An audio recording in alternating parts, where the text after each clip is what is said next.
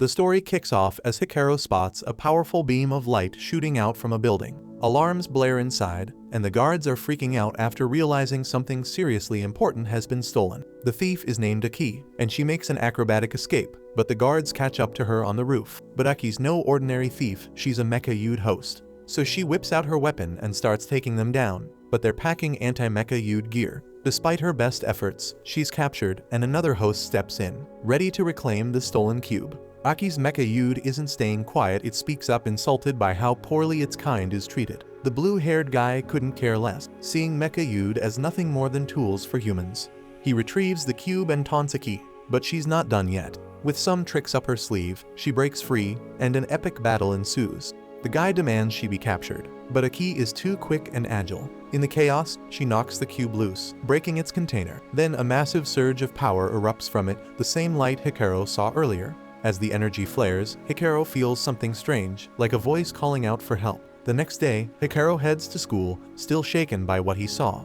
On the train, he suddenly has a panic attack and tries to rush back home, but his friends show up, unknowingly stopping him. Nearby, Iki is getting scolded for all the chaos she caused. She's told the cube is still somewhere nearby, and she promises not to mess up again. Later, we see Hikaru telling his friends about the strange voice he heard and the bright light from the night before. He explains that after getting a closer look, the building exploded. He even recorded it on his phone, but for some reason, the video shows nothing. Hikaru also mentions seeing something bright fall nearby, but that's not in the footage either. His friends don't believe a word of it, dismissing his story as some weird dream. They mock him for believing in ghosts. But then out of nowhere, Hikaru hears the voice again, and he's left in shock. Hikaru charges toward the mysterious voice, only to be stopped by some badass cop who warns him he's nearing a restricted area. The cop tells him to go home, but then just leaves him there like it's no big deal. Ignoring the warning, Hikaru hears the voice again, crying out for help. Something inside him snaps, and he dashes into the restricted zone, desperately searching for the source. His frantic search leads him to a glowing cube, the voice coming from within it asking for help again.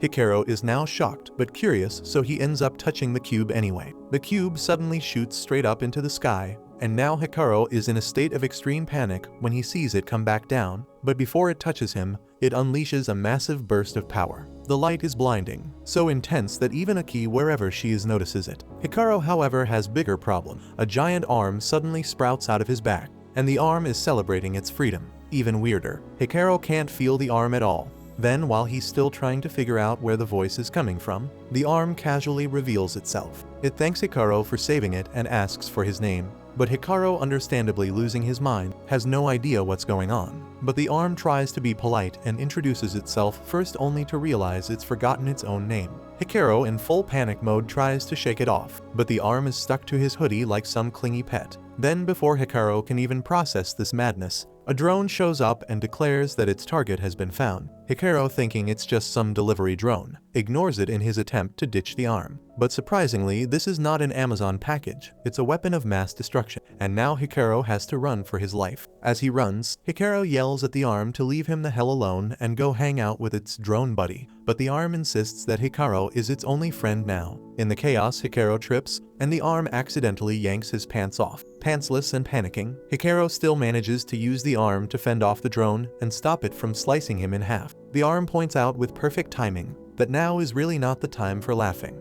Then, to make matters worse, several more Terminator-style drones appear, so the arm, trying to keep Hikaru calm, tells him not to worry because they just need to work together to escape. Elsewhere, a group gets word that the trigger arm has been located. One guy's pumped to have it back, but the rest of them are losing their mind, furious that it's made contact with some random human. They're not sure who the kid is, but they figure he's just some civilian. The president of the group leaves the whole mess to the angry white rooster of a guy, who immediately orders a perimeter around the area, and his top priority is to capture the trigger arm, and he doesn't give a damn what happens to the kid. Meanwhile, Hikaru manages to hide for a moment, and the arm compliments him on being a pretty fast runner. Hikaru, still freaked out, demands to know what the arm even is, but it has no clue, not even its own name. The only thing it's sure of is that Hikaru's a stand-up guy.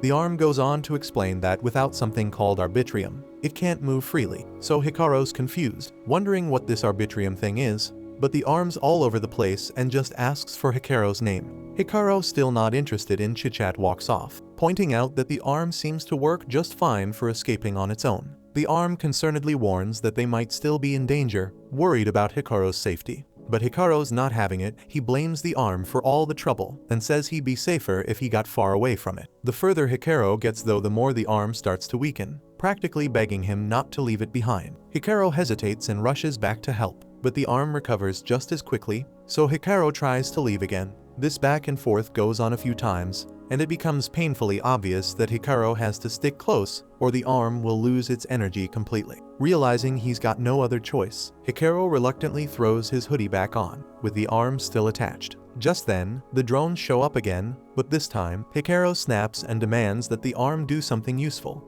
The arm doesn't hesitate, it grabs Hikaru and drags him off. Meanwhile, the blue-haired guy up top figures the drones are enough to handle this civilian, as he has to focus on Aki, who's lurking nearby. Aki is down below, but surprisingly she's so terrible with directions, so the voice in her ear is trying to guide her, telling her to go the other way, but instead of taking the long way around, Aki's arms contemplate smashing through the building, but she decides to squeeze through an opening instead. Meanwhile, Hikaru is still running for his life, but Aki eventually tracks him down, and she unleashes her arms to take the drones down with ease. Aki calls Hikaru's arm Alma and threatens it, warning that if it moves, she'll end it right there. Aki's arms remind her she's supposed to read some script to put her targets at ease, but they're rudely interrupted by the blue-haired guy, who's itching for revenge after last night's events. He ends up bickering with Aki's arms, of all things. Alma then points out a way for Hikaru to escape, and since Aki can't chase them with her arms out, Hikaru takes the chance. The drones of course keep coming after him, and Aki's anger skyrockets. Hikaru's already regretting the hell out of ever stepping foot in this restricted area, and the terror is written all over his face. Alma, seeing the mess he's dragged Hikaru into, tells him to just leave him behind. Everyone's gunning for them, and Alma doesn't want Hikaru caught up in it any longer. Hikaru hesitates because if he leaves, Alma will lose all his strength, and this moment shows just how kind-hearted Hikaru really is.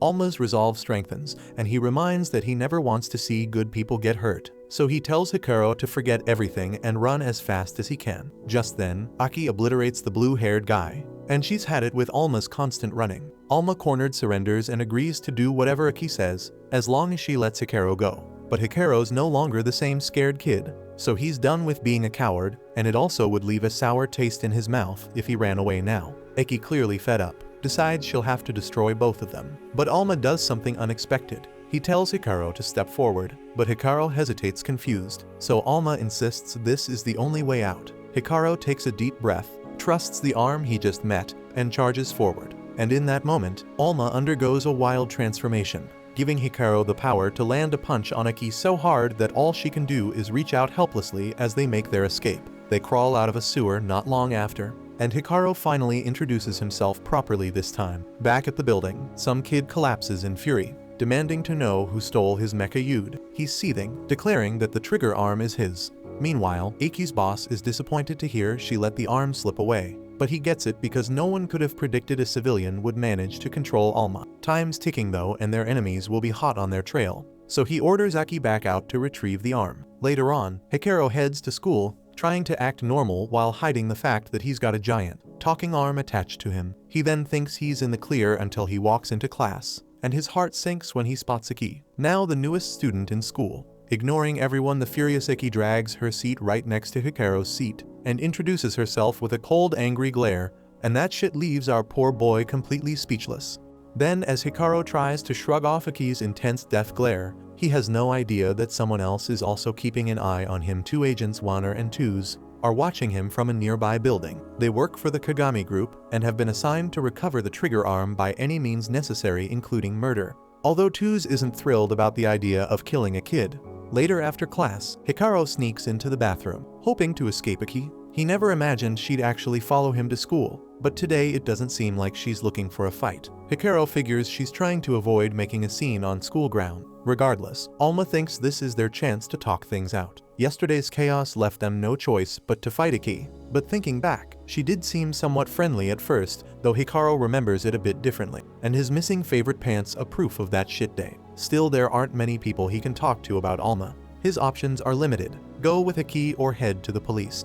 Hikaru asks Alma what he thinks, but Alma is too busy having fun messing with the toilet paper to really care. However, Aki, who had been eavesdropping from the next stall, cuts in. She tells Hikaru that going to the police is a terrible idea, they'd hand him straight over to Kagami. She then climbs over the stall and tells Hikaru she's here to be his bodyguard. But Hikaru, flustered by how close she is in the boys' restroom, panics and bolts out the door, with Aki chasing after him. Later, after losing Aki, Hikaru is having lunch with his friends, but given how Aki has been relentlessly chasing him lately, his friends are starting to think he might be in a relationship with her or something. Hikaru denies it, but his weak protests aren't exactly convincing, especially when Aki shows up on the roof, looking for him yet again. Hikaru's friends call Aki over, pointing out that he's right there. But in that very moment, Hikaru seems to have disappeared. Somehow he managed to slip away and hide in the blink of an eye. Alma, confused by Hikaru's behavior, wonders why he's dodging Aki when they'd already agreed to try talking to her. But just then, one of Hikaru's classmates shows up on the roof, clearly having searched for Aki all over. She introduces herself as Meru, all smiles, and says it's nice to finally meet Aki.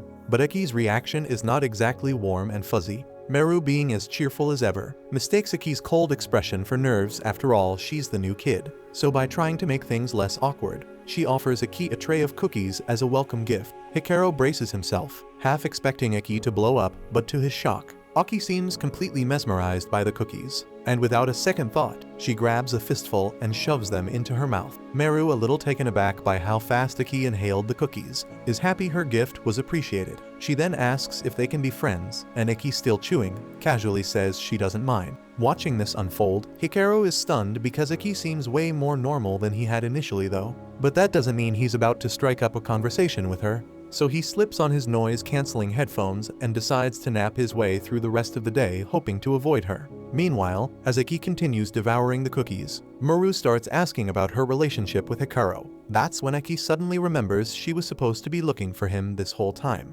Wanting to be helpful, Meru comes up with a plan to get Aki alone with Hikaru. Later that day, while Hikaru is trying to make a quiet exit from school, Meru appears out of nowhere and hands him a handwritten letter from Aki. Hikaru already knows where this is headed, and as he predicted, Aki wants to meet him. Meru, fully convinced she's playing matchmaker, drags Hikaru to an abandoned part of the school, refusing to let him leave because she's certain Aki is about to confess her love. Frustrated and out of options, Hikaru steps into the classroom where Aki is waiting and immediately starts yelling at her for getting Meru involved in this whole mess. Aki, completely unbothered, denies everything, explaining that this was all Meru's idea. Still, Hikaru points out that she's been following him around all day and demands to know what her deal is. Finally, Aki cuts to the chase, revealing that she's part of an organization called ARMS, and her mission is to watch over Alma as his bodyguard. Alma thinks this is fantastic news. After all, Aki protecting them sounds like a win. But Aki quickly clarifies, saying her job is to protect Alma, not Hikaru. She isn't too concerned with what happens to Hikaru, but since Alma is linked to him, there's not much she can do to separate them. As part of her mission, she's supposed to bring both of them back to headquarters. She assures Hikaru that nothing will happen to him as long as he cooperates. And while Alma sees this as great news, Hikaru remains skeptical, because he's still not sure if Aki can be trusted.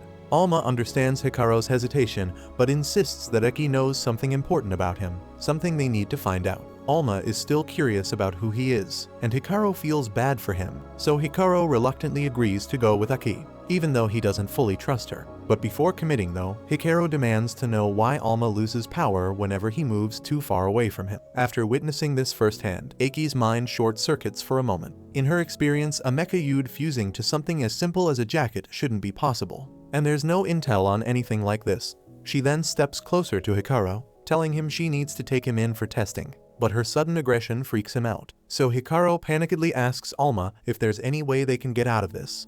Alma tries to use the same power they'd unleashed on Aki the day before. There's a massive flash of light, but nothing happens because Alma's still too weak, so that leaves Hikaru with only one option. He grabs Alma and bolts. Running as fast as he can, Hikaru heads for the front door. But just as he's about to escape, Meru steps in his way, blocking the exit, and she tells him he should finish talking to Aki before she lets him leave. Meanwhile, outside the building, Duz and Wanner are keeping a close watch on the entrance, but since there's a schoolgirl standing outside, they can't make a move without blowing their cover. Inside, Hikaru frantically searches for another way out, but all the other exits have been boarded up, so with no options left, it looks like his only choice is to head up. Meanwhile, Aki is desperately trying to track him down, Dex, her right arm, chimes in, saying she should head down the right hall, while Cinny's, her left arm, argues she should go left. But surprisingly, Aki ignores both of them and goes rogue literally. She smashes through the floor, crashing directly on top of Hikaru. Now there's no escape for Hikaru, but Aki can't wrap her head around why Hikaru's running when he literally spared her life just yesterday. Hikaru then tries to explain by saying that he could never kill anyone, but Aki's not hearing it anymore. She's convinced he's up to something shady, using Alma as part of his scheme. Alma tries to defend him, claiming Hikaru's not the bad guy here, but Aki's too far gone in her suspicions, so Alma tries to use his powers to protect Hikaru. But when Alma's powers fail to activate again, Aki takes it as undeniable proof Hikaru isn't bonded with Alma, so her mind's made up that Hikaru's gotta go, and she's ready to end it all to protect Alma. But of course, this is when Meru bursts in, drawn by all the noise. And wouldn't you know it, she catches a glimpse of the scene and immediately jumps to the wrong conclusion, thinking she's interrupting a private moment, so she awkwardly turns around and leaves without a word. And as soon as she's gone, Eki moves in to finish the job, but Hikaru's already vanished, forcing her to start the hunt all over again. Once Eki's out of sight, Hikaru quietly gets to his feet and tries to slip out through the front door, but he's stopped by Wanner, who's now wearing one of those Kagami group uniforms, instantly putting Hikaru on high alert. Wanner casually says he needs Hikaru's help, but seriously, after the Kagami group nearly killed him with drones, Hikaru's in no mood to offer any favor. Wanner then offers a half-hearted apology, claiming the drones were a mistake, but he's really only sorry they didn't finish the job, and without warning, he blasts Hikaru with a sonic cannon. It doesn't physically harm him, but Hikaru drops to his knees, overwhelmed by dizziness. Wanner then kicks the door open to give Tuz a clear shot, but like an idiot, he's blocking her view. But by the time he steps aside, Alma has already dragged Hikaru out of range. Even though Hikaru's still reeling, the danger's far from over, so he scrambles back inside, desperate to escape the nightmare. Tuz is pissed at Wanner for screwing up her shot, so she decides to stop wasting time and starts blasting through the walls, hoping to nail Hikaru.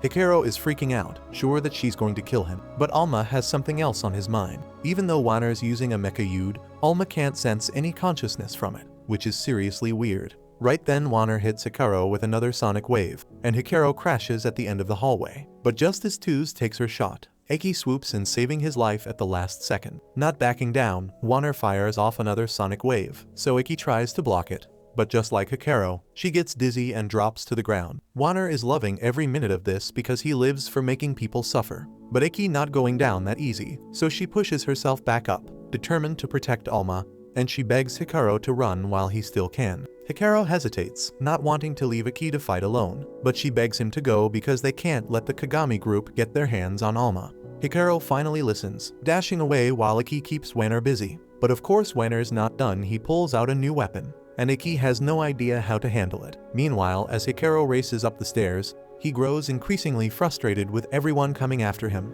Then Alma stops him and says they shouldn't leave Eki behind after all. But Hikaru reminds him that Eki told them to run to protect Alma. But Alma's not feeling it. He doesn't want to abandon her, so he leaps off Hikaru's back and punches a hole through the wall for Hikaru to escape. But when Alma tries to go back to help Eki himself, he quickly loses power because he can't move too far from Hikaru. Realizing Alma can't do anything without him, Hikaru agrees to return and help, but they need a solid plan before facing Wanner and his deadly sonic cannon. Meanwhile, Wanner manages to defeat Eki by using shackles that suppress the consciousness of Mecha Yud, rendering her helpless. He then drags her to the rooftop, where Tuz is supposed to snipe her. But to Wanner's surprise, Tuz shows up in person, frustrated with how long he's taking to finish the job. She then takes one look at Eki and mocks her for being so pathetic, barely able to contain her disdain. Sure, Tuz would love to kill her, but she has orders to bring Eki back alive. She then tells Wanner to get back inside and find Hikaru, but that won't take long because Hikaru's already coming up the staircase right toward them. Then as soon as Hikaru spots Wanner, he throws a punch.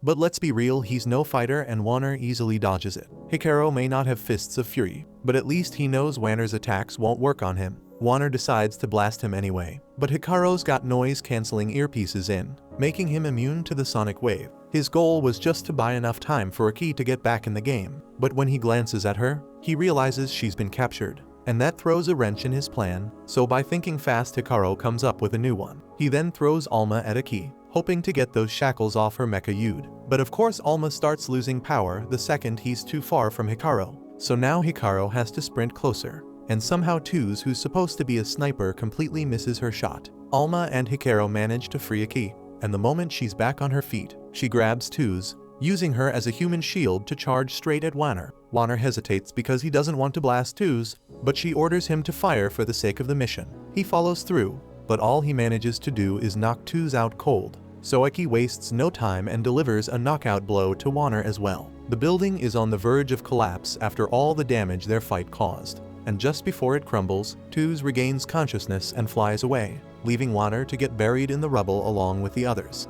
Then we see that Aki and Hikaru make it out in one piece. But before they can catch their breath, Aki's boss from ARMS shows up, and he is not happy with the mess she made to complete the mission. They then haul Hikaru back to their headquarters, and when Hikaru finally wakes up, he's introduced to the leader of the ARMS group Algiz and his mecha youth, Fist. Algiz explains that they're in a war against the Kagami group, whose goal is to enslave all mecha youth and control them. Alma doesn't remember much about them, but Fist reveals he's actually Alma's brother, and they need his help to win this war. Alma immediately agrees to help and convinces Hikaru to join as well. But Aki and Algiz cut in, telling Hikaru that they only need Alma for this fight, so technically he doesn't have to stick around at all. While he was asleep, they ran tests on him to measure the levels of arbitrium in his body. Arbitrium is the energy produced by the human mind, and it's what fuels all mecha youth. But when Hikaru's levels were plotted on a graph, well, this is what his levels look like, and this is what a normal mecha youth user's levels look like. In case it wasn't already clear, Hikaru is a total failure when it comes to wielding mecha youth, and there's no sugarcoating it. Algiz then admits that Hikaru might have been the one to awaken Alma, but he's also the reason Alma is now fused to a jacket, and on top of that, he can't even use Alma's power. Despite this disaster, they have no choice but to leave Alma in Hikaru's care for now. However, Algiz makes it painfully clear Hikaru is not allowed to act on his own under any circumstances because he simply cannot handle himself. Alma then tries to defend Hikaru, pointing out that the only reason Kagami didn't capture him is thanks to Hikaru. But Quen cuts in, saying that even if that's true, the fact remains Hikaru doesn't have the power to wield Alma properly, making him a liability. Just as things get tense, Aki interrupts saying she believes Hikaru might have the potential to draw out Alma's power after all. He did harness it the first time they met, so with some training, she's sure he can improve. And what has this training been so far?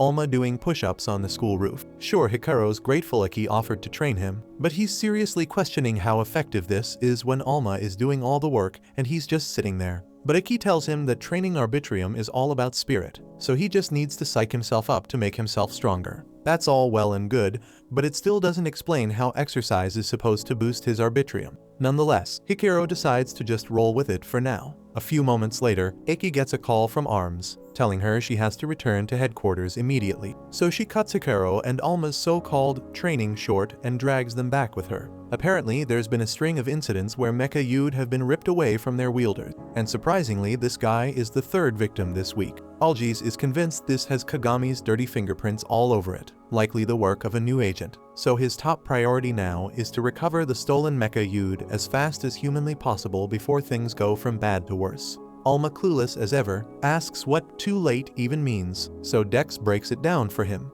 If someone's mecha youth gets forcibly ripped from their body, they're dead in a few days, no question. They're not entirely sure why, but the best guess is that arbitrium starts leaking out from the fusion point, draining the poor soul's strength until they just wither away. A lot about arbitrium is still a mystery, but one thing's clear. It messes with the human body in ways they barely understand. For example, anyone who fuses with a mecha youth gets a ridiculous boost in physical ability. Not that it helps Hikaru since Alma didn't fully fuse with him. He's still just a regular guy, no superpowers for him. Aki spots some marks on the victim's arms and instantly knows the culprit used a worm-type mecha. Algiz is already reading her mind, so before she can say anything, he shuts it down. Her job is to protect Alma, period, with no side missions and no personal vendettas. The second Algiz is out the door. Aki naturally ignores everything he just said and announces she has something she needs to investigate for personal reason, and since she's stuck babysitting Hikaru, he's tagging along whether he likes it or not. Meanwhile, over at the Kagami group, they're panicking because Jun Kagami's younger brother has stolen an experimental artificial mecha youth and vanished into thin air. No one knows what his plan is, but it's definitely not good. The 3rd Division offers to handle it, but considering they're the same clowns who let Alma escape last time, the White Ravens are given the job instead. Elsewhere, Hikaru is out with Aki late into the night, and by now he's figured out she's snooping around. investigating that case even though Algiz told her not to. Still, he wonders if it's really a good idea for them to be out here alone. Aki flat out ignores him. But just then, they hear car horns blaring nearby. On the other side of the containers, they spot the White Ravens, busy searching for Kagami's younger brother. Their leader, Imada, orders his men to keep scouring the area. But of course, that's when Aki and Hikaru show up. Hikaru, as usual, thinks it's a terrible idea to get involved with anyone from the Kagami group. But Aki unfazedly assures him everything will be fine as long as he sticks close and keeps Alma hidden. She steps up to Imada and casually asks if he knows anything about a worm-type mecha Yud wielder. At first, they think she's just some random girl, but the second she mentions mecha Yud, their mood flips. Imada and his squad go hostile. There's no way they can let the general public find out about the mechas. They charge in to capture her, and Aki's left with no choice but to fight back. She calls out Sinis and Dex for backup. Imada's taken aback when he realizes she's a mecha wielder, but orders are orders. He tells the White Ravens to regroup and attack again. Meanwhile, Hikaru gets knocked aside in the chaos, and as he's struggling to get back on his feet, he spots a young boy with an inhaler hiding in a corner. Hikaru tells the kid it's dangerous to be here and asks if he's okay, but the boy doesn't respond, and instead he bolts. Hikaru has no idea who this kid is, but something doesn't sit right with him, so he takes off after the boy, leaving Aki to handle the White Ravens solo. Imada, noticing this, has his Mecha Joe transform into a bike, and he speeds off to chase the kid too. At the same time, a few White Raven members catch up to the kid and Hikaru. So Hikaru steps in front of the kid, ready to protect him. The White Raven guys look more than happy to beat the crap out of Hikaru if it means getting to the kid, but right before Hikaru gets smacked, Alma pops out and blocks the hit. Just then, they spot Imada and his Mecha Yud bike zooming straight toward them. Hikaru turns around to tell the kid to run, but the kid's already vanished. Imada's original target may have slipped away, but now that he's spotted Alma, he switches gears and goes after him instead. Alma quickly realizes they're in trouble, so he tries to drag Hikaru to safety. But let's be real, there's no way Alma can outrun a motorcycle. So Imada easily catches up and grabs Alma, smug as ever for capturing the trigger arm. Just when it looks like Imada's won, Aki comes out of nowhere, knocks him clean off his bike, and pins him down. She demands answers about a worm-type Mecha Yud wielder, and Imada and Joe, not wanting to get squashed by a shipping container, reluctantly agree to cooperate. But it turns out they genuinely don't know anything about a worm-type wielder, so Aki frustratedly drops the container and lets them go. She's not happy about the dead end, but she's even more pissed at Hikaru for running off like an idiot. Hikaru tries to explain he saw a kid being chased and just wanted to help, but Aki's having none of it. She tears into him, furious that his reckless behavior almost got Alma captured. As much as she wants to believe in him, he's still powerless, and she tells him point blank that he can't do anything on his own. Meanwhile, the kid from earlier is watching everything unfold from the rooftops, clearly interested in Alma too. He's just waiting for the right moment to make his move. Back on the ground, Hikaru is just as furious with Aki. After all, she's the one who dragged him into this mess in the first place, without bothering to explain a damn thing. So why should he trust her or blindly follow her orders? And he's had enough. And if anyone's to blame for this disaster, it's her. So he tells her he's done, and he's just going to go home. Sinis and Dex then ask Aki if it's really okay to let Hikaru just walk off on his own. But she's too mad to care. She snaps that she doesn't give a damn what happens to him. As Hikaru storms away, Alma tries to talk sense into him, suggesting he go back and apologize to Aki after all. She is the one protecting them, but Hikaru flat out refuses. Then we see that Jun is lurking nearby, and thinks this is perfect. If Hikaru's beefing with his bodyguard, it'll be way easier to snatch Alma. But before he can make his move, Aki cuts him off, and despite being furious with Hikaru, she's still got a duty to keep them safe no matter what. Jun was hoping to avoid her, but since he's out of options, he brings out his mecha. Aki's blood boils when she realizes it's a worm type, so she thinks Jun is the very guy she's been hunting down. But after their first clash, Dex quickly realizes he's not the one they're after. Still, that moment of hesitation is all Jun needs to surround Aki, and things are about to go south fast. Meanwhile, Hikaru is stewing over his argument with Aki when his phone rings. Alma urges him to apologize while he's got the chance, but when Hikaru checks the screen, he sees a picture of Aki knocked out cold. Jun's voice follows, telling Hikaru that he's stripped Aki of her Mecha Yud, and without them, she'll be dead in a few hours. So if Hikaru wants to save her, he's got to meet Jun at a specific location. So the first thing the panicking Hikaru does is call Algiz to report what happened. Algiz is obviously worried about Ikai, but he warns Hikaru not to go after Jun because that's exactly what Jun wants. He says he'll send some agents to track them down, but in the meantime he orders Hikaru and Alma to stay put and not do anything reckless. Hikaru is beyond fed up with being told he's too weak to handle anything, and he's starting to believe it might be true. Alma, however, assures him he's capable of amazing things when he sets his mind to it, but Hikaru isn't buying it, and he argues that every brave act he's done so far has only been because of Alma's influence. So without Alma, he'd still be a coward. He then admits for the first time that he's truly powerless on his own, but right now he's not alone. So he asks Alma to lend him his strength for what he's about to do. Hikaru and Alma then head over to the abandoned warehouse Jun marked on the map, and as they walk in, Jun greets them with a smug smile. Alma, not wasting time, asks why Jun's doing all of this. So Jun, in typical fashion, explains that he's after the strongest mecha you'd. Sure, Cinnies and Dex are decent, but compared to what he wants, they're nothing but junk. What he really wants is the trigger arm, the legendary piece that's said to grant its wielder the strongest body. And Jun's determined to claim that power for himself. So without a second thought, Jun launches his attack, forcing Hikaru to dart around the room to avoid getting flattened. Then when he spots an opening, Hikaru closes in and tries to grab Cinnies and Dex. But Jun's always one step ahead, blocking every move with ease.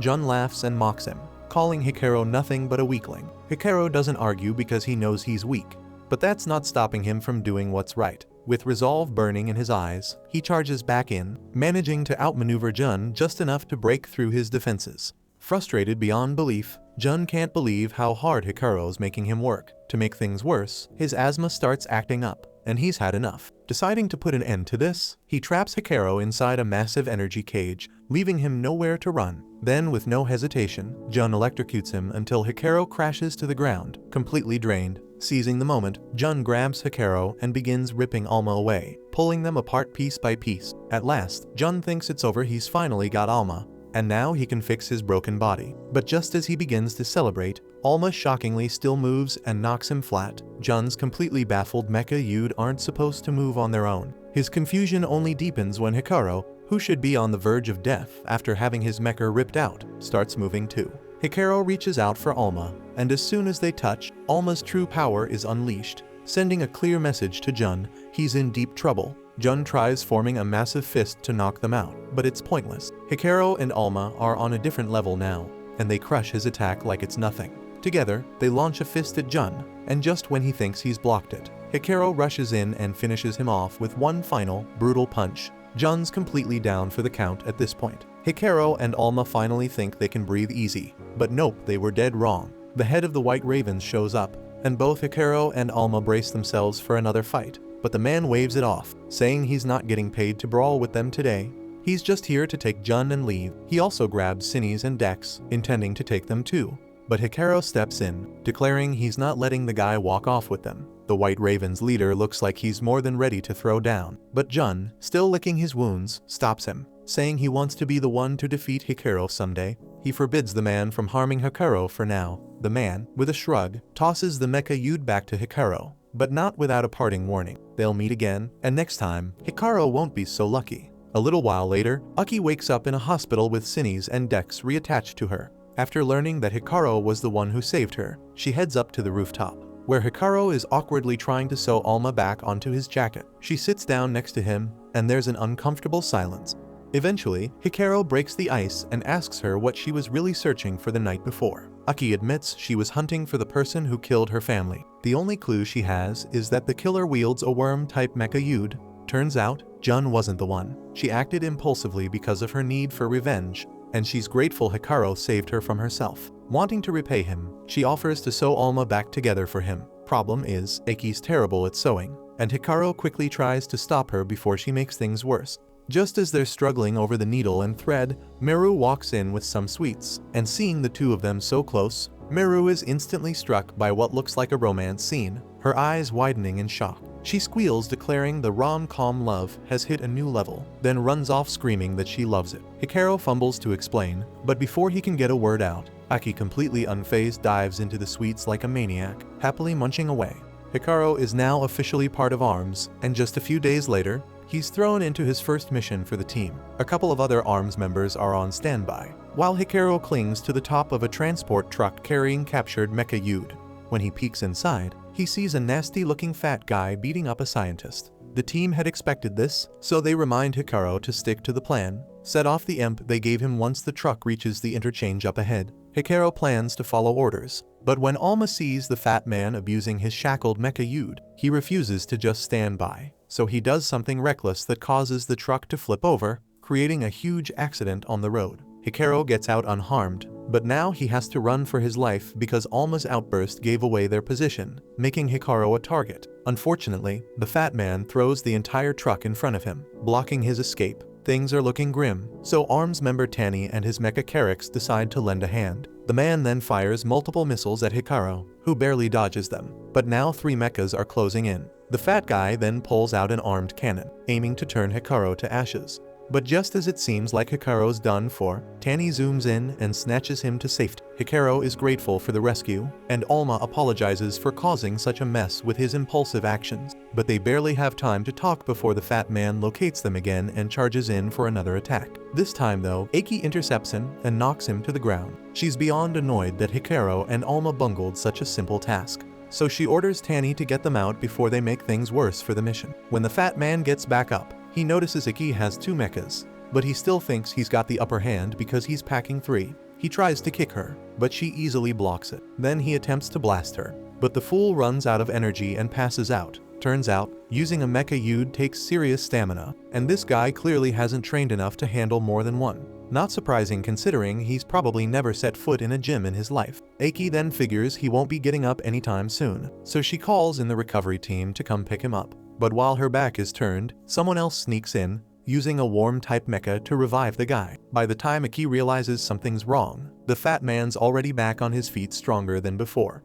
Aki is struggling to handle the guy's strength, and her chances of winning look pretty slim. But just in the nick of time, Hikaru comes charging in and knocks the guy back. Aki yells that she told him to run, but of course, Hikaru couldn't just sit by and watch her struggle, so he jumped in to help. The man then gets back up and fires his laser cannon, but Hikaru and Alma see it coming a mile away, and together, they easily deflect the blast. Then the guy tries to crush them with the truck, but Hikaru, totally unfazed, charges forward and knocks him out with a single punch. When the fight's over, Tani comes up and congratulates Hikaru for doing such a solid job. Thanks to his efforts, they were able to rescue a ton of mecha Yude, and Hikaru basks in the praise. But Aki seems more interested in the knocked out guy. Back at headquarters, Aki is in the shower, lost in flashbacks of her time with her sister, and the promise she made to protect her. A promise she ultimately failed to keep, and now all she has left is the drive to avenge her family. Outside the shower, a nervous scientist Aki had asked for help is waiting for her. When she finally steps out, he starts freaking out because it's the first time he's seen her right out of the shower. He quickly explains that he's just here to report on the issue Aki asked him to look into. But unfortunately, they didn't get any useful info from the guy they captured. They inspected the mecha Yude he was using, and none were worm types. But Aki's sure she saw a worm type, so something weird is definitely going on. The scientist, trying to be supportive, tells Aki he knows she's out for revenge and promises to help her investigate with everything he's got. He even tries to convince her to rely on him instead of Hikaru. But by the time he finishes his little speech, Aki's already gone to find Hikaru. Over at Hikaru's house, Alma wakes up and realizes they've overslept, and if Hikaru doesn't get up soon, they're going to be late for school. So Alma panics and starts trying to drag Hikaru out of bed by his pants, even offering to help him change clothes if that's what it takes. But just as Alma's making a mess of things, Aki bursts into Hikaru's room through the window, seeing that he's not ready for school. She also says she'll help him get dressed whether he likes it or not because her offer is non-negotiable. Meanwhile, at school, the whole class is buzzing because there's a rumor that a new transfer student is joining today, and apparently the guy's filthy rich, so naturally everyone wants to meet him. Right then, the door swings open, and there's Aki holding a half-naked Hikaru. Everyone immediately assumes there's something going on between the two, and Meru's mind starts running wild with all sorts of fantasies. Then once Aki sets Hikaru down, Meru casually informs the class that the new transfer student will be arriving soon. This is news to Aki as well, but just as she's processing it, a call blares over the PA system, and some guy is yelling for Hikaru to come to the roof. So Hikaru and Aki head up there, only to find Jun waiting for them. The second Sinis and Dex lay eyes on him, they immediately attack, remembering what Jun did to Aki the last time they crossed paths. But Jun blocks the attack with his mecha. Already annoyed by the interruption, He's about to take her down when he gets a message from Taudu, the head of the White Raven. Taudu isn't having any of it and reminds Jun that the only reason he's allowed at school is because he promised not to use his mecha. But here he is already breaking that promise. Jun tries to argue that Aki started it, but Taudu shuts him down because there are no exceptions. Left with no choice, Jun withdraws his mecha and surrenders. Aki is more than ready to knock him out cold anyway, but Hikaru tells her to back off since it's clear Jun doesn't want to fight anymore, so Aki reluctantly lets him go for now. Jun however swears he'll claim the trigger arm for himself eventually, but that's a mission for another day because the real reason he came to this school is Hikaru. He then says that the scientist who created his mecha told him it would take time for it to fully adapt to his body, so until he can master it, he plans to keep a close eye on Hikaru. He wants to figure out the secret behind how Hikaru can use Alma so effortlessly, and once he learns that secret, Jun vows to crush Hikaru and steal the trigger arm. Hikaru then notices that Jun keeps calling Alma the trigger arm, so he asks if Jun knows any other useful info since Alma lost his memory. But before Jun can even answer, Aki goes for the attack again. Convinced that Jun is way too dangerous to let live, she's dead serious about finishing him off, but Alma grabs her just in time, reminding her they need to get some information about Alma's past from Jun. But while they're busy fighting, Jun casually starts walking away. Before leaving, he shoots Hikaru a warning. His mecha restrictions only apply at school, so if he catches Hikaru slipping on the streets, he's not going to let him off so easy. Later that day, Aki and Hikaru are walking through the school halls together, and Aki's sticking way too close for comfort. Hikaru is starting to get seriously annoyed, so he tries to distract her by pretending there's an imaginary rice ball, just to create some space. It works for a minute, but no matter where he goes, Aki's right there practically glued to his side. Then Hikaru desperately manages to ditch her by using his actual lunch as bait, but now he's left hungry and wondering what to do. But just as he's contemplating his next move, he hears Jun's voice from above. Jun then recalls asking Taudu if he knows what makes Hikaru able to use the trigger arm without any training, and Taudu had no clue. But he then jokingly says that maybe it's something in the food Hikaru eats. So now waving his black card like he owns the place, Jun says he's treating Hikaru to lunch so he can see what he's eating. Hikaru finds the offer weird, but since he wanted to talk to Jun anyway, he asks if Jun knows anything about Alma's past. But before Jun can answer, Aki kicks Hikaru's legs, then she holds him, refusing to let Jun get too close to Hikaru. But then she says that she has no issue accepting Jun's offer for a free lunch, and she's already picked out the dream meal she wants.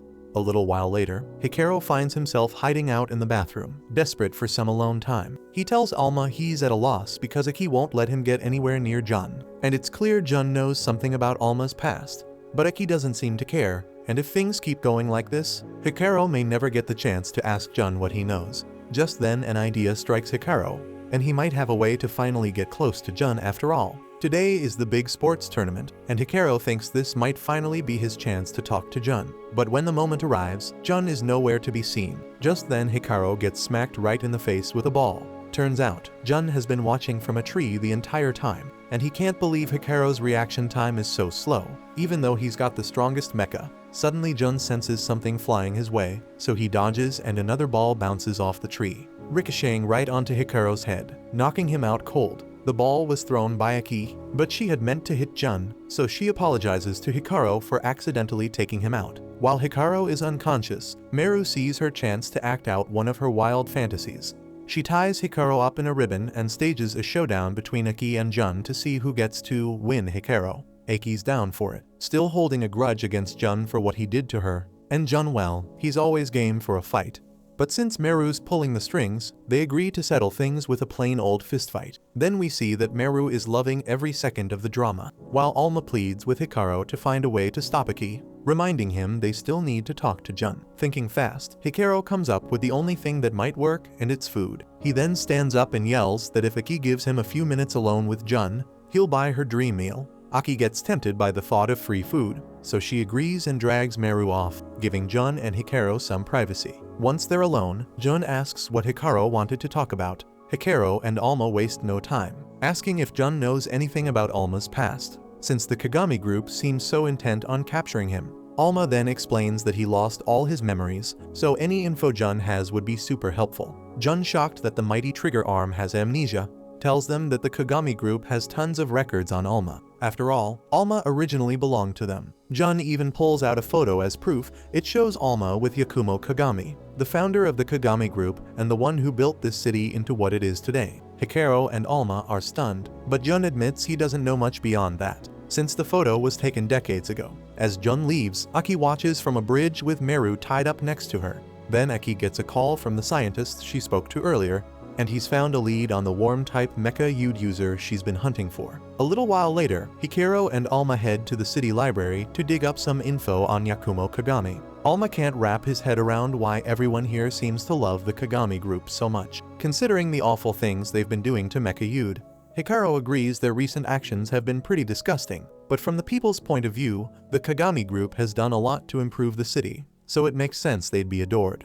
As they search, Hikaru and Alma stumble across a portrait of Yakumo Kagami, and that's when Alma loses it. He breaks down in tears because he knows this person was important to him, but he can't remember a thing about them. Meanwhile, across the city, Tani has just been captured by the worm-type mecha user, and Iki's the first to arrive at the scene. But before she can do anything, the mecha has already ripped Carex right out of Tani's body. It then hurls Tani at Iki like a ragdoll. And as for Carex, it crushes him until he shatters into pieces. Aki, Sinis, and Dex are enraged, and they all attack the worm user. But it dodges their strikes and gets far enough away to launch something into the gaping hole in Tani's chest, turning him into a puppet under its control, forcing him to fight Iki. As the worm user tries to make its escape, Iki faces a tough choice. Check on Tani or chase down the worm user. She's desperate to capture the worm user, so she knocks Tani out and tears off the worm control device. Hikaru then gets a call about Tani's condition and rushes over, finding him unconscious in an alleyway. They get Tani back to headquarters, and thanks to Hikaru's quick actions, Tani should survive. But as for Carex, there's no saving him. Mecha Yude might be mechanical life forms, but they die just like humans do, and nothing can change that. Originally, they came from another dimension in search of Ordella, the father of all Mecha Yude. With the help of some humans, they managed to find it. But during an experiment to awaken it, something went horribly wrong, so Alma had to use all his power to seal Ordella away. And that's likely what caused his memory loss. The key to Ordella's location lies within Alma's lost memories, and depending on who gets their hands on it, the fate of the world could be at stake. Elsewhere, Iki finally catches up with the red girl, demanding to know if she was the one who killed her family and attempts to attack. But when the red girl turns around, Iki is stunned because she notices a toy in her hand, and it belongs to her little sister. We then flash back to just before Iki meets her sister. When Iki meets up with Quen, he tells her that the worm-type user she's hunting is still on the loose. He only discovered this because the incident reports showed someone other than Jun was stripping people of their mecha. This had been going on for months, so Iki became furious and grabs him by the collar, demanding why he didn't tell her sooner. Quen tries to defend himself by saying that he didn't know either until now, and the only reason he even found out was by hacking into the ARMS database to help Iki. She then lets him go. But the fact that this info has been in ARMS' database for months means one thing. Algiz knew the whole time and decided not to tell her. Quen speculates that Algiz was likely investigating these incidents himself, tracking them for 8 years now. Just then, an alarm blares, so that means that the worm-type user is active again. Iki doesn't hesitate and charges out, ready to confront her arch-enemy. The story then shifts back to the present, where Iki confronts the worm-type user, who turns out to be her supposedly dead sister Fubuki. Iki gets shocked and flashes back to their childhood, recalling when she and Fubuki would play games with Sinis and Dex, but even then Aki never quite understood the point of this game. Then, just as they were playing, her mother called Fubuki from the room because it was her turn for the experiment. Normally Aki would go, but her leg was injured, so Fubuki had to take her place. Fubuki left with a smile, but it was the last time Aki saw her, because moments later the facility exploded in flames, and neither Fubuki nor their parents were ever seen again. That is until now. We're back in the present, with Iki, Sinis, and Dex stunned that Fubuki is alive, and also Fubuki is just as overjoyed to see Iki. Yet her frail coughing shows she's in terrible shape. Fubuki's mecha then emerges, but before she can even fart, Sinis and Dex grab it and slam it into the wall. They have so many unanswered questions, but right now they have to escape because ARMS is on its way. And then we see that by the time the ARMS agents reach the garage, they find nothing but a crack in the wall and one of Iki's broken hair clips. So Algiz knows she was there. Outside the garage, Aki still has the worm mecha held hostage. Determined to get answers, she demands to know if it was responsible for killing her parents. The mecha tries to explain, saying it was all an accident. But Sinise and Dex won't let it finish because they're convinced that any word that will come out of that screwdriver will be just bullshit. Sinise was there with Fubuki on the day of the incident and clearly remembers the worm mecha attacking everyone. But the only thing he doesn't know is why it did. Fubuki then begs Aki to stop, insisting that their parents' deaths weren't Amaryllis' fault. Fubuki blames herself for what happened and apologizes over and over to Akaya, while Amaryllis tries to comfort her. It's clear now there's more to this story than any of them realized. So Sinise and Dex demand Amaryllis tell them exactly what happened that day. On the day of the incident, everything was going as planned. Fubuki had been happily telling her mom about the game she played with Aki, and the experiment was meant to explore the possibility of arbitrium amplification. Amaryllis, along with a woman who was united with her at the time, entered to assist. But the instant Amaryllis locked eyes with Fubuki, an unknown phenomenon struck, causing both of their arbitrium to resonate wildly. Amaryllis tried to stop it by deresonating with Fubuki, but it only made things worse. Back in the present, Fubuki admits she's wanted to talk to Aki about this for years, but she could never gather the courage, feeling that her parents' deaths were her fault. Amaryllis reassures her it wasn't her fault, but despite Amaryllis' insistence that it was an accident, Aki still blames her. So she ignores Fubuki's pleas and intends to destroy Amaryllis here and now. But under all the stress, Fubuki faints just as Amaryllis had feared might happen. Aki thinks they should get Fubuki to a hospital, but Amaryllis tells her it's useless because after the incident, Fubuki was left with a condition that prevents her from generating her own arbitrium, and no doctor or scientist has been able to help. They've managed her symptoms so far, but at this rate, Fubuki won't last much longer. And according to Amaryllis, there's only one way to save Fubuki, but it's going to be incredibly difficult. The next morning, as Hikaru's alarm blares, Alma wakes him, since this is the usual time Aki comes crashing through his window. But today the window remains untouched, and instead, Aki rings the front doorbell. Hikaru and Alma exchange a look. Aki never uses the front door, so it's clear something's off, but she doesn't seem ready to talk about it. So Hikaru holds back from asking. Just then Maru bursts in, eager to ask them something. With a big test coming up, she suggests they all have a group study session, including Jun, who's been lurking nearby spying on Hikaru all morning. Maru heads over and asks if he'd like to join, but Jun scoffs and claims that he didn't come to this school for something as pointless as studying. Maru just ignores this shit talk like it never comes out of his mouth and shouts back to Hikaru, asking if they can hold the study session at his house. Hikaru mulls it over, and sure, he'd like to hang out with Maru, but he knows Aki and Jun will probably clash, and the last thing he needs is a showdown in his house. He tries talking Maru out of it, but she won't budge, even asking Aki to back her up. Aki declines politely, but Maru keeps pushing, saying it's the perfect excuse to visit Hikaru's house. But Aki says that she has been going to his house every morning, so the idea doesn't excite her, and this just makes Maru start daydreaming again about how far their rom-com has progressed. Aki then walks off, and Hikaru follows, sensing something's bothering her, though she refuses to say what. Meanwhile, back at ARMS, one of the scientists, frustrated with being out of the loop, heads over to Quen's workstation, asking if he knows anything about Aki's whereabouts, as she hasn't been to headquarters lately. Quen initially plays dumb, but after he gets to test some unique persuasion, he confesses he might have something to do with Aki's current situation. Meanwhile, Aki sits beside her ailing sister as Amaryllis explains how they've managed to keep Fubuki alive so far. Since Fubuki can't generate her own arbitrium, Amaryllis has been siphoning arbitrium from other mecha users to feed it to her. But Fubuki's illness is advancing too quickly now for Amaryllis to keep up, and with little time left before her condition turns critical, Amaryllis urges Aki to do whatever it takes to save her sister. And of course, the only way Aki can guarantee Fubuki's survival is by taking Hikaru's poor life. Then we see that at the same time across the city, all the mecha users that Amaryllis infected both from ARMS and the Kagami group begin lashing out in violent fits without warning like zombies. Algae seems to have an idea of what might be behind it, so he orders all available ARMS agents into the field to restrain the rogue mecha users, while Kagami gives the same directive to their group.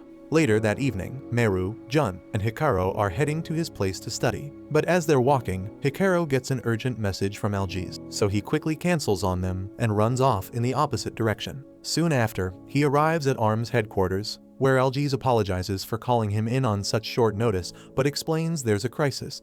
Dozens of mecha users have suddenly spiraled out of control, and Algiz suspects the worm-type mecha user is responsible. He even has footage of Eki making friendly contact with this worm user, which raises suspicions that Eki might somehow be involved. So if Algiz is right, that would mean she's betrayed both humanity and the mecha kind. For now, he plans to capture her for questioning, but given her strength, they may have to use force to bring her down. Alma and Hikaru can hardly believe Algiz suspects Aki because she's one of their own, but Algiz points out that the organization can't run on feelings alone, and also the only reason Aki joined ARMS was because her goals aligned with theirs. So if her goals have changed, there's nothing to keep her from betraying them. Hikaru refuses to believe Aki would ever turn against them, so he races off to find her before ARMS does, hoping to figure out what's really going on. That's the plan at least. But on his way he runs into Quen, who reminds him that he has no clue where to start looking. But luckily Quen has thought it through, and has come up with a foolproof plan to track Aki down, and it involves this idiot. Hikaru immediately recognizes this goofy as Wanner, the guy who tried to kill him a few days ago. It's clear Wanner doesn't want to be here, but he doesn't have much of a choice. And before they can even discuss their plan, Wanner's mecha emerges and starts profusely apologizing for Wanner's action. Hikaru's confused because he thought Wanner's mecha was supposed to be brainwashed. But after Wanner's capture, ARMS managed to remove the shackles and free Kagemaru. Quen was reluctant to let Kagemaru relink with Wanner, but with no other options, and since Kagemaru insisted, he allowed it. Kagemaru then declares he's going to teach Wanner what it truly means to fight for justice, and that Wanner is going to learn, even if he has to beat it into his skull. Forcing Wanner down onto his knees, Kagemaru makes him apologize, with Wanner swearing to Hikaru and Alma that the two of them will be valuable on this mission. Out in town a while later, Kagemaru is scanning every inch for Ikai, but Wanner keeps whining about wanting to go home, which gets on Kagemaru's last nerve, so he snaps at him to work harder if he's serious about atoning for his past mistakes. Hikaru and Alma are starting to doubt if this is even the best way to find Aki, but Kagemaru reassures them, saying it's only a matter of time before they'll track her down soon, thanks to the acoustic sonar that's picking up the resonant frequency of her arbitrium. Just then Hikaru is ambushed from behind, but Kagemaru shields him out of danger just in time. The attacker turns out to be Jun, who's clearly sick of Hikaru avoiding him. He declares he won't leave Hikaru alone until he figures out the secret behind Hikaru's powers. With Jun likely tagging along now, Alma asks if he's down to help them search for Aki. But since Jun has never been a fan of Aki, he scoffs, questioning why he'd want to help. So Alma, determined to get his help, promises to spill some of Hikaru's secrets at the study session if Jun agrees. Jun takes the bait, and word of this gets back to Taudu, who informs Jun's brother, asking if he should send someone to keep an eye on Jun. But Jun's brother doesn't give a damn about Jun's safety, insisting that the company's priorities come first, so he won't be sending anyone to babysit him. Meanwhile, Kagemaru has tracked Aki's arbitrium to a parking garage. The signal is strong, so he's convinced she must be close. But when they reach the source, they're faced with Aki herself, who looks dead set on following Amaryllis's advice if it means saving her sister. Elsewhere, Fubuki becomes suddenly energized, eagerly asking Amaryllis if her sister will be alright. Amaryllis assures her, telling her not to worry because Aki loves her. So Fubuki with a smile shakes her head and says that Aki better save her this time. Thanks for watching. Subscribe to not miss the next part.